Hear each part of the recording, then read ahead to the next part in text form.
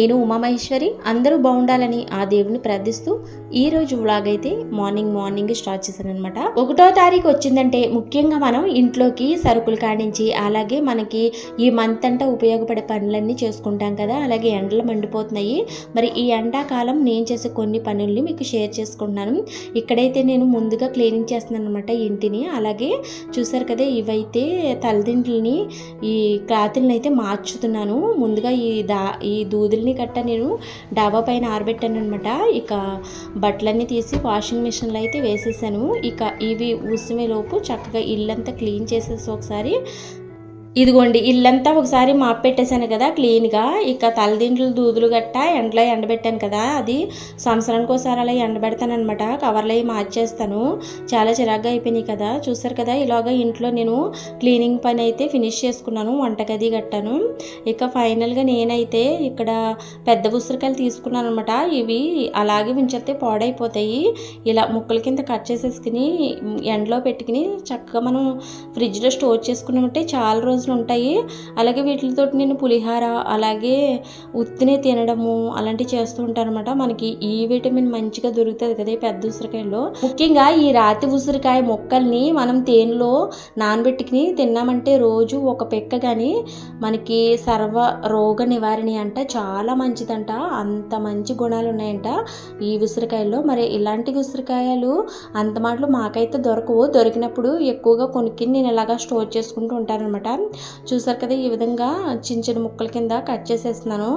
అలాగే మనకి ఎండాకాలం ముఖ్యంగా ఈ మామిడికాయలు కానీ ఈ గోంగూర కానీ ఎండబెట్టుకుని పొడిని చేసుకుని ఉంచుకున్నామంటే మనం చింతపండు అవి వాడకుండా కర్రీల్లో ఇవి యాడ్ చేసుకుంటే ఆరోగ్యం కూడాను చాలా మంచిగా ఉంటాయి. కొత్తగా ఎవరైనా నా ఛానల్ చూస్తుంటే తప్పకుండా ఛానల్ని సబ్స్క్రైబ్ చేసి సపోర్ట్ చేయండి. ఇక్కడైతే నేను దూదిని అలా ఆరబెట్టేసాను. తర్వాత ఇంకా నేను ఆ ఉసిరికాయలని అయితే డాబా మీద పెట్టి ఇంకా కిందకు వచ్చి ఈ చింతపండుని అయితే ఇలా తీసేస్తున్నాను అనమాట. ఈసులు కట్టాను. ఇందులో కొంచెం దారాలు అలాంటివి కూడా వచ్చినాయి, ప్లాస్టిక్లు అలాంటివి ఉన్నాయి. ముందు చూసుకుని తీసేసుకుంటే మంచిగా ఉంటాయి కదా. ఒకసారి ఎండలో కూడా పెడుతున్నాను. ఇవైతే కొంచెం పచ్చడి పడదామని ఈ విధంగా ఎండలో పెడుతున్నాను అనమాట. ఒకసారి కరివేపాకుని తీసుకుని నేను ఈ విధంగా స్టోర్ చేసుకుంటాను. అస్సలు పోకుండా మనకి నెలంతా వస్తుంది అనమాట ఈ కరివేపాకు అయితే ఇలా స్టోర్ చేసుకుంటే. అప్పుడప్పుడే కడుక్కొని కర్రీలో వేసుకోవడం చాలా యాతనగా ఉంటుంది. ఒకేసారి మంచి కరివేపాకుని ఇలా తీసుకుని చక్కగా ఇదిగోని చూసారా, దాని మీద ఇసక బూజులు అటువంటివి ఉన్నాయి. చక్కగా నీళ్ళల్లో 2 సార్లు 3 సార్లు కడిగేసి శుభ్రంగాను ఆరబెడతాను అనమాట. ఇదిగోండి ఈ సిల్లుల జాలీలోకి అయితే వేసేసాను కరివేపాకు శుభ్రంగా కడిగేసి. ఇక ఇది ఓ పక్కన పెట్టేస్తే నీళ్లు చక్కగా ఇలా కారిపోతాయి కదా. తర్వాత టవల్ మీద ఆరబెడతాను. అలా చేసుకుంటే మనకి చాలా రోజులు పోకుండా ఉంటుంది కరివేపాకు అయితే. అలాగే అల్లం వెల్లుల్లి పేస్ట్ కూడా రెడీగా చేసేసుకుని డబ్బాలో పెట్టుకుంటాను అనమాట.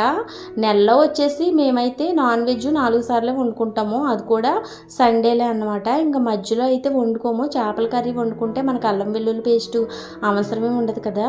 ఇంకా అందుకని నేను ఇదిగోండి వెల్లుల్లిపాయలు అయితే నేను బయట ఆరబెట్టాను కదా కంచంలోను, అవైతే మంచి అన్నమాట. ఇవేంటో మరి లోపల బ్లాక్నెస్గా ఉంది.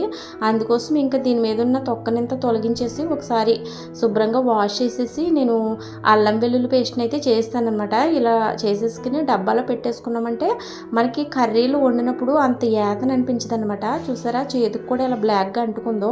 ఒక్క రోజు కనుక మనం ఈ పనులన్నీ పెట్టేసుకున్నామంటే రోజు హ్యాపీగా మనం వంటల్ని చాలా ఈజీగా ఫినిష్ చేసేయచ్చు.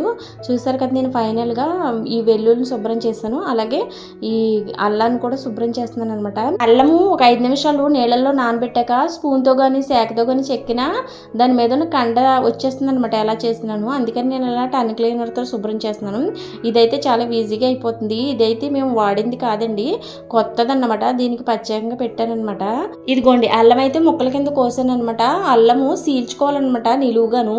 మనం రౌండ్గా ముక్కలు కోసామంటే నలగదు అసలను. అల్లాన్ని మధ్యలోకి చీల్చుకుని ముక్కలు కోసుకుంటే గమ్మున నలుగుతుంది. ఇందులోకి కొంచెం పసుపుని అలాగే ఉప్పుని అలాగే కొంచెం ఆయిల్ కూడా వేసాను. ఈ 3 వేసుకుంటే మనకి నెల అయిపోయినా మనకి పాడవకుండా అల్లం వెల్లుల్లి పేస్ట్ నీట్గా ఉంటుంది. చూసారా, బయట అయితే నేను ఇలా ఆరబెట్టిన ఈ కరివేపాకుని అయితే తీసుకొచ్చి ఇంకా ఇలా టవల్ మీద ఆరబెట్టేస్తున్నాను అనమాట ఫ్యాన్ కిందే. ఆకు పొడి పొడిలాడుతూ ఆరిపోయాక డబ్బాలో కానీ కవర్లో కానీ స్టోర్ చేసుకుని ఫ్రిడ్జ్లో పెట్టుకుంటామంటే నెల వచ్చేస్తుంది మనకి ఈ కరివేపాకు. ఇంకా అల్లం వెల్లుల్లి పేస్ట్ అయితే మిక్సీ పెట్టాను కదా, ఆ వేడి ఉందనమాట. వేడి మీదే పెట్టకుండా ఒకసారి చల్లారిపోయే వరకు అలా టేబుల్ మీద పెట్టాను ఫ్యాన్ గాలికి. చేయడానికి. చీపురు గట్ల అయితే ఇచ్చుకున్నానండి 3. ఇవైతే చాలా చిన్నగా అనిపిస్తున్నాయి. ఈ 3 కలిపి 2 చీపుర్లను చేసేద్దామని ఈ విధంగా నేను తాళ్ళని కట్ చేశాను అనమాట.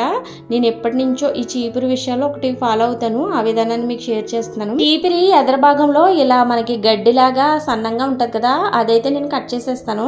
తుడిచేటప్పుడు యాతన పెడుతుంది, అటు ఇటు ఇరిగిపోతుంది అనమాట. చూసారా, ఆ లెంత్లో కట్ చేస్తాను.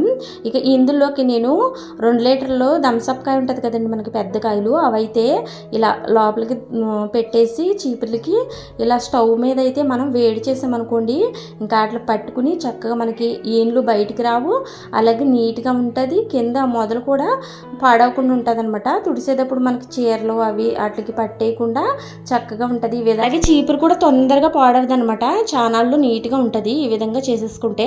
నేనైతే ఎప్పుడు చీపుర్లు కొన్నా సరే ఈ విధంగా చేస్తానన్నమాట. చాలా నీట్గా ఉంటుంది. తుడిచేటప్పుడు కూడా మనకి చాలా ఈజీగా అనిపిస్తుంది. తోడైతే కట్టుకున్నాం అనుకోండి, అంత మాటలు తోడుని జారిపోవడము, దాన్ని బిగించుకోవడానికి టైం ఎక్కువ సరిపోతుంది. అలాగే చీపుల్ని ఇలా నిలబెట్టినప్పుడు కింద ఏండ్లు నల్లగా బ్లాక్ కలర్లో వచ్చేసి పాడైపోద్ది అనమాట. ఈ విధంగా చేసుకున్నారంటే చీపులు నీట్గా ఉంటాయి. ఇక ఇది వచ్చేసి ఏంటంటే టీవీకి వచ్చినాయి అనమాట ఈ ధర్మకోల్ బాక్సులు. ఇవైతే నేను ఈనుపులతో ఈ విధంగా గుచ్చి ఇలా చెప్పుల స్టాండ్లో చేస్తాను అనమాట. ఎప్పుడైనా ఖాళీగా ఉన్నప్పుడు ఇలాంటి పనులు చేస్తూ ఉంటారనమాట. మాకు చెప్పుల స్టాండ్ అయితే ప్లాస్టిక్ది ఉండేది, అదైతే ఇరిగిపోయింది అనమాట. అందుకని ఈ విధంగా చేసి పెట్టాను. ఇది కొన్నాళ్ళు వచ్చిన తర్వాత మళ్ళీ వేరేది కొనుక్కొచ్చు అనేసి. ఇలాగైతే నీట్గానే అనిపించింది, నాకైతే చాలా బాగుంది అనిపించింది. ఎప్పుడైనా ఖాళీగా ఉన్నప్పుడు ఇటువంటి చిన్న చిన్న చేస్తూ ఉంటానన్నమాట. ఫైనల్గా నేనైతే గ్రోసరీ తేవడానికి రెడీ అయిపోయాను. సూపర్ మార్కెట్ అయితే మాకు దగ్గరలోనే ఉందన్నమాట. వాకింగ్ చేసుకుంటూ వెళ్ళిపోవచ్చు చక్కగాను. సాయంత్రం 3 o'clock అలా అయిందన్నమాట. చాలా ప్లెజెంట్గా ఉంది కదా వాతావరణం. ఇక్కడ చూసారా చెట్టు అయితే ఏ విధంగా ఉందో. ఈ చెట్టు అయితే చాలా ఆకులతోటి చాలా నీడనిచ్చేది. ఇప్పుడైతే ఎండాకాలం వల్ల ఆకులన్నీ రాలిపోయి ఆ విధంగా ఉందన్నమాట. చాలా పెద్ద చెట్టు కదా. నేనైతే ఎప్పుడు 1st తారీఖున 5వ తారీఖున వెళ్తాను అనమాట సరుకులు తేవడానికి. నెలకి సరిపడా తెచ్చేసుకుంటాను. 1st తారీఖున కుదరకపోయిందంటే ఇంకా 5వ తారీఖునే వెళ్తాను అనమాట. ఇంకా 5 దాటించకుండా వెళ్తాను. ఈ ప్లేస్ అయితే మా పిల్లలు స్కూలు ప్లేస్ అన్నమాట ఇదైతేని. ఫైనల్గా సూపర్ మార్కెట్కి అయితే వచ్చేసాను. నేను సరుకులకి నెలకి సంబంధించి 5,000 వరకు ఖర్చు పెడతాను. ఇంకా మా పిల్లలతో వచ్చానంటే ఒక 1,000 రూపాయలు అదనంగా అవుతుంది. అలా 6,000 అయిపోద్ది అనమాట.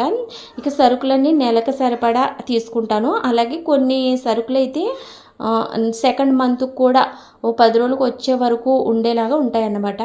ఆ విధంగా ఉంటాయి. మా చిన్న అబ్బాయిని తక్కువ ఎప్పుడో కానీ తీసుకొచ్చామంటే ఇదిగోండి ఇలా చేస్తాడు. స్నాక్స్కి సపరేట్గా వేరే ట్రాలీని కూడా పెట్టుకున్నాడు. ఇంత బిల్ చేస్తాడు కాబట్టి మా పెద్ద అబ్బాయి నేను మాత్రం వస్తాం, వీడిని తీసుకురాము తక్కువ. నాకు అర్థం కాలేదు సార్. ఇది నేను చూడలా.